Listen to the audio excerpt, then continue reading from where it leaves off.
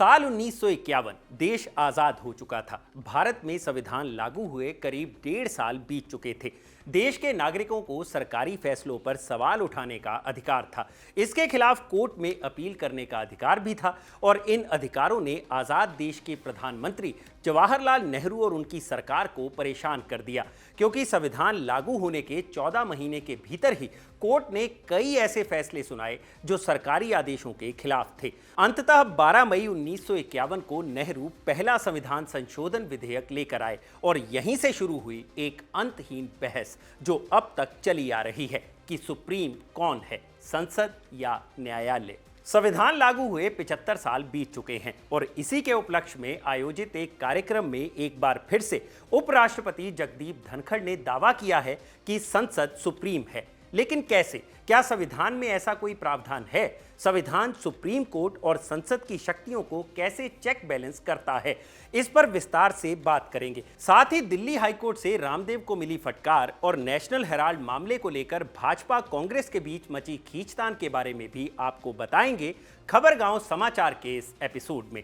नमस्कार, मैं हूं भूपेंद्र सोनी और आप देख रहे हैं खबरगांव समाचार। इस एपिसोड में हम 4 खबरों पर बात करेंगे। शुरुआत दिल्ली हाईकोर्ट से। अक्सर अपने बयानों की वजह से चर्चा में रहने वाले रामदेव को दिल्ली हाईकोर्ट से फटकार मिली है। बाबा रामदेव की कंपनी पतंजलि ने उस विवादित वीडियो को हटाने की बात कही है, जिसके चलते ये मामला कोर्ट तक पहुंचा। दरअसल इसी महीने की शुरुआत में बाबा रामदेव ने पतंजलि का शरबत लॉन्च किया था। रामदेव ने अपने शरबत की खूबियां बताई, जैसे हर बिजनेसमैन बताता है, लेकिन साथ में उन्होंने कुछ ऐसी टिप्पणियां भी की जो नफरत फैलाने वाली थी।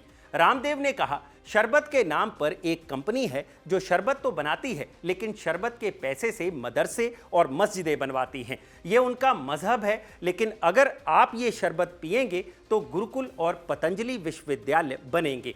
जैसे लव जिहाद, वोट जिहाद चल रहा है, वैसे ही शरबत जिहाद भी चल रहा है। शरबत जिहाद। अपना शरबत बेचने के लिए रामदेव नई थ्योरी लेकर आए। रामदेव के बयान के खिलाफ रूह अफ़ज़ा बनाने वाली कंपनी हमदर्द ने हाईकोर्ट का दरवाजा खटखटाया। लाइव लॉ की रिपोर्ट के मुताबिक दिल्ली हाईकोर्ट में सुनवाई शुरू हुई। जस्टिस अमित बंसल ने रामदेव को बयान पर मौखिक टिप्पणी में कहा, ये आत्मा को झकझोरने वाला है, मुझे अपने आंख कान पर भरोसा नहीं हो रहा।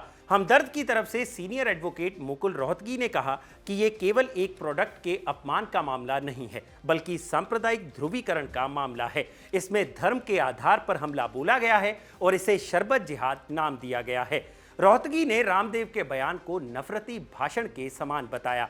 जवाब में पतंजलि के वकील ने सुप्रीम कोर्ट को बताया कि उनका बयान किसी धर्म के खिलाफ नहीं है। इस पर कोर्ट ने कहा कि सबसे पहले तो आप विवादित वीडियो हटाइए, उसके बाद ये लिख कर दीजिए कि भविष्य में इस तरह का कोई बयान, विज्ञापन या पोस्ट नहीं करेंगे। कोर्ट ने पतंजलि से एक एफिडेविट दायर कर जवाब देने के लिए कहा है। साथ ही 5 दिन के भीतर विवादित वीडियो को सभी प्लेटफॉर्म से हटाने के लिए भी कहा है, जिस पर पतंजलि ने सहमति जताई है। अगली सुनवाई 1 मई को होगी। ये पहली बार नहीं है जब कोर्ट ने इस तरह से पतंजलि और रामदेव को फटकार लगाई हो।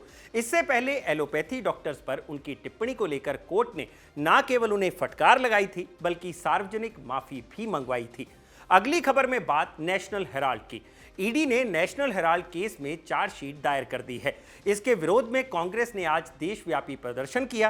कांग्रेस के नेताओं ने 57 शहरों में प्रेस कॉन्फ्रेंसेस कर सत्ताधारी पार्टी पर हमला बोला। 9 अप्रैल 2025 को आनन फानन में इधर उधर हाथ पैर मारकर एक चार्जशीट दायर करी गई और उसमें इतने हास्यास्पद चार्जेस लगाए गए। और जैसा कि मैंने कहा, मनी लॉन्ड्रिंग का चार्ज उस केस में जहां पर एक पैसे का आदान प्रदान नहीं हुआ है। हम इस पूरे चार्ज से, हम इस पूरे केस से कोर्ट में तो निपट ही लेंगे, लेकिन जिस तरह से सरकार ने इसमें अपना प्रतिशोध की राजनीति दिखाई है, जिस तरह से सरकार ने बार बार ओछी बदले की भावना से काम किया है, वो आज दुनिया के सामने है।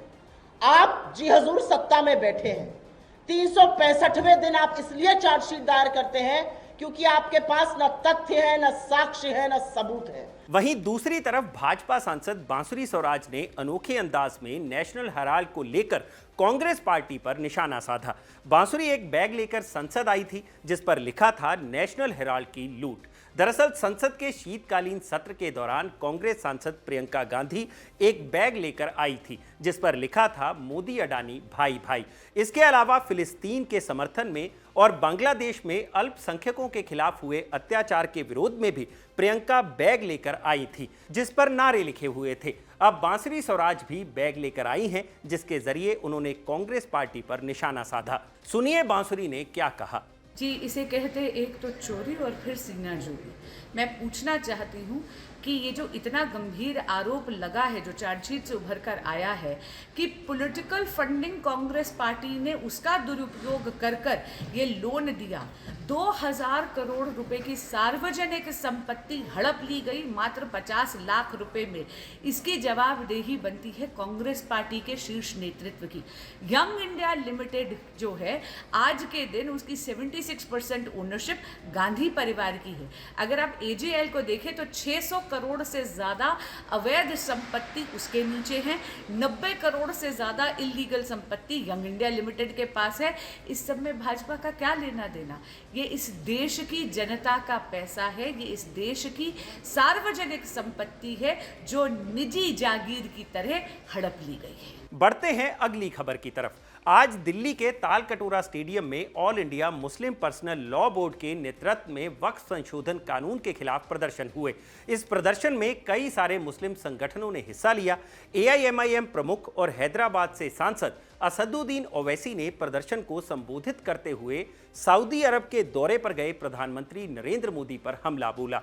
नरेंद्र मोदी माशाल्लाह सऊदी अरब गए हैं तो वहां पर मोहम्मद बिन सलमान से या हबीबी बोल के मिलेंगे और भारत में आकर बोलेंगे कि इनको कपड़े देखकर पहचानो। अब तीसरा यह है कि एक बीजेपी में बहुत ज्यादा अनमोल रतन है, मुगल बादशाह अकबर के पास भी नहीं थे होंगे, मोदी के पास बहुत से अनमोल रतन है। किसी ने पार्लियामेंट में खड़े होकर कहा कि ये मुस्लिम देश में वक्फ नहीं है। हम अपने वजीर आजम से बोल रहे हैं कि जब आपका प्लेन सऊदी एयर स्पेस में आया तो मोहम्मद बिन सलमान की एयरफोर्स ने 15 F-15 से आपका इस्तकबाल किया, हम उनका शुक्रिया अदा करते हैं। वो मोहम्मद बिन सलमान से पूछ लें कि क्या मदीने शरीफ में रसूलुल्लाह सल्लल्लाहु अलैहि वसल्लम के रोज़े मुबारक के आगे एक बहुत बड़ी बिल्डिंग है जिसमें लिखा हुआ अंग्रेजी में वफ़ उस्मान बिन अफ़्फ़ान रज़ी अल्लाह ताला अन्हु। वो पूछ लें जब सऊदी अरब जा रहे हैं तो गले मिलते वक्त पूछ लें या हबीबी ये सही है क्या। अगली खबर, उपराष्ट्रपति जगदीप धनखड़ फिर से खबरों में लौटे हैं। सुप्रीम कोर्ट के खिलाफ बयान के बाद जो बवाल शुरू हुआ था वो अभी तक शांत नहीं हुआ है। सत्ताधारी दल के सांसद नेता उसे आगे बढ़ा रहे हैं। अब फिर से धनखड़ का बयान आ गया है जिसमें उन्होंने कहा कि संसद सुप्रीम है, संविधान में उससे ऊपर किसी को विजुअलाइज नहीं किया गया है। सुनिए उन्होंने क्या कहा। There is no visualization in Constitution of any authority above Parliament. Parliament is supreme. And that being the situation, let me tell you, it is as supreme as every individual in the country. Part of we the people is an atom in democracy. And that atom has atomic power. And that atomic power is reflected during elections. And that is why we are a democratic nation. यानी संविधान में संसद से ऊपर किसी authority की कल्पना नहीं की गई है। संसद यानी चुने गए प्रतिनिधि सर्वोच्च हैं। उपराष्ट्रपति धनखड़ संविधान के 75 वर्ष पूरे होने के उपलक्ष्य में दिल्ली यूनिवर्सिटी में आयोजित एक कार्यक्रम में बोल रहे थे। उन्होंने आपातकाल का भी जिक्र किया और कहा कि जिस प्रधानमंत्री ने आपातकाल लगाया था उन्हें जवाबदेह भी माना गया और 1977 में उनकी हार हुई। जनता के चुने गए लोग ही जनता के प्रति सबसे ज्यादा जवाबदेह होते हैं। एक लाइन में धनखड़ की बात का निचोड़ निकाला जाए तो वो ये है कि संसद सुप्रीम है, किससे? सुप्रीम कोर्ट से। इसके लिए जो तर्क धनखड़ दे रहे हैं ये पहली बार नहीं आए हैं। संविधान लागू होने के साथ ही ये रसाकशी शुरू हो गई थी। जवाहरलाल नेहरू से लेकर इंदिरा गांधी तक सबके कार्यकाल में संसद बड़ी या सुप्रीम कोर्ट, इस पर बहस होती रही। यहां तक कि मोदी सरकार में भी कानून मंत्री रहे किरण रिजिजू के न्यायपालिका के साथ जमकर टकराव होते रहे और जो निष्कर्ष निकल कर आता है वो ये है कि न संसद सुप्रीम है और ना ही सुप्रीम कोर्ट। दोनों के अपने अपने कार्यक्षेत्र और सीमाएं हैं जो संविधान ने तय कर रखी हैं। जैसा कि हम पहले भी बता चुके हैं, लोकतंत्र में चीजें किसी एक व्यक्ति या संस्था की मर्जी से नहीं चलती। इसके लिए बनाई जाती है व्यवस्था यानी सिस्टम, और हमारे यहाँ जो सिस्टम है वो चलता है 3 चीजों से: कार्यपालिका, न्यायपालिका और विधायिका। कानून बनाना विधायिका यानी संसद का काम होता है, इसे लागू करना कार्यपालिका का, और विधायिका द्वारा बनाए गए कानूनों के संविधान सम्मत होने या ना होने की जांच करना न्यायपालिका का काम होता है। इन्हीं तीनों पर लोकतंत्र टिका हुआ है। यहाँ कोई सर्वोच्च नहीं है, ना कोई कम है और ना ही कोई ज्यादा। चेक एंड बैलेंस की व्यवस्था भी संविधान ने कर रखी है। जैसे संसद को कानून बनाने का अधिकार है, वहीं संविधान में संशोधन का भी अधिकार है, लेकिन एक हद तक एक सीमा निर्धारित है जहां से आगे नहीं बढ़ा जा सकता। संविधान का अनुच्छेद 13 कहता है, राज्य ऐसा कोई कानून नहीं बनाएगा जो मूल अधिकारों को छीनता हो या उसे न्यून करता हो। यहां राज्य का मतलब भारत सरकार और संसद एवं राज्य की सरकारों और विधान मंडलों से है। 1973 में केशवानंद भारती केस में सुप्रीम कोर्ट ने इस सीमा को साफ तौर पर परिभाषित भी कर दिया था कि संसद को संविधान संशोधन का अधिकार है, लेकिन वो संविधान के बेसिक स्ट्रक्चर से छेड़छाड़ नहीं कर सकती। यानी कि संविधान सर्वोच्च है और सुप्रीम कोर्ट इसका संरक्षक। कानून की व्याख्या करना और संविधान से मिले अधिकारों की रक्षा करना सुप्रीम कोर्ट का ही काम है। अगर सुप्रीम कोर्ट पाती है कि संसद द्वारा बनाया गया कोई कानून संविधान का उल्लंघन करता है तो उसे सुप्रीम कोर्ट रद्द भी कर सकती है। कई सारे मामलों में सुप्रीम कोर्ट ने ऐसा किया भी है, फिर चाहे वो आईटी एक्ट की धारा 66A का मामला रहा हो या फिर आईपीसी की धारा 377 के तहत 2 बालिगों के बीच सहमति से बने अप्राकृतिक संबंध को अपराध के दायरे से बाहर करने का। इसे न्यायिक समीक्षा की शक्ति कहा जाता है जो सुप्रीम कोर्ट के पास है। लेकिन इससे आप ये निष्कर्ष मत निकाल लीजिए कि संसद के मुकाबले सुप्रीम कोर्ट सर्वोच्च है, या कि जब सुप्रीम कोर्ट को ही कानून बनाना है तो फिर चुने हुए जनप्रतिनिधियों वाले संसद की क्या जरूरत है। सुप्रीम कोर्ट संविधान के दायरे में ही रहकर काम करती है। अगर कोई कानून संविधान से मिले मौलिक अधिकारों का हनन करता है तो ही उसे असंवैधानिक ठहराया जा सकता है। चुने हुए जनप्रतिनिधियों का काम कानून बनाना है और जरूरत पड़ने पर जजों को हटाने का भी अधिकार है। इसके अलावा संविधान का अनुच्छेद 50 कहता है, राज्य की लोक सेवाओं में न्यायपालिका को कार्यपालिका से अलग करने के लिए राज्य कदम उठाएगा। इसका उद्देश्य न्यायिक स्वतंत्रता की रक्षा करना है ताकि न्यायपालिका बिना कार्यपालिका के हस्तक्षेप के निष्पक्ष तरीके से काम कर सके। यानी ना संसद सुप्रीम है और ना ही सुप्रीम कोर्ट। दोनों की अपने अपने कार्यक्षेत्र और सीमाएं हैं जो संविधान ने तय कर रखी हैं। सुप्रीम कोर्ट संसद द्वारा असंवैधानिक शक्तियों के प्रयोग पर रोक लगाती है और संसद न्यायपालिका से जुड़े मामलों पर कानून बना सकती है या जरूरत पड़ने पर महाभियोग भी ला सकती है। दोनों संस्थाएं एक दूसरे की शक्तियों और अधिकार क्षेत्र पर चेक बैलेंस की तरह काम करती हैं। ना तो संसद सर्वोच्च है और ना ही सुप्रीम कोर्ट, संविधान सर्वोच्च है।